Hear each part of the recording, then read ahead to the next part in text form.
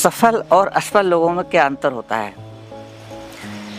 वैसे तो बहुत अंतर होते हैं, मगर बेसिकली अगर कुछ खास अंतरों की जो बेसिक जो चीज़ें हैं उसके बारे में अगर मैं आपसे बात करूं, तो पहली चीज़ तो ये होती है कि जो असफल व्यक्ति होता है वो सीखने को तैयार नहीं होता है, और जब तक हम सीखेंगे नहीं तो कुछ हम नया कर नहीं पाएंगे। एक ये बेसिक अंतर होता है।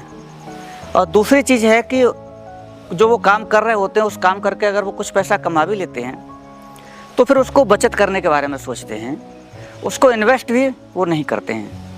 जबकि सफल होने के लिए, अमीर बनने के लिए सीखना और सीखने के बाद जो आप काम कर रहे हो उससे जो आपकी अर्निंग हो रही है, जो पैसा आ रहा है, उसका कुछ भाग इन्वेस्ट करना, ये दोनों चीज़ें ज़रूरी होती हैं। और आम व्यक्ति जो है वो इन दोनों चीज़ों के बारे में नहीं सोचता है। इन्वेस्ट के बारे में भी नहीं सोचता है और सीखने के बारे में भी नहीं सोचता है। और उसका पीछे एक रीज़न ये भी लगता है कि उन्हें लगता है कि हमें तो बहुत आता है, और उन्हें एक बात आती है कि हम नहीं कर सकते। एक उनको ज्ञान होता है कि हम नहीं कर सकते, ये हम नहीं सीख सकते।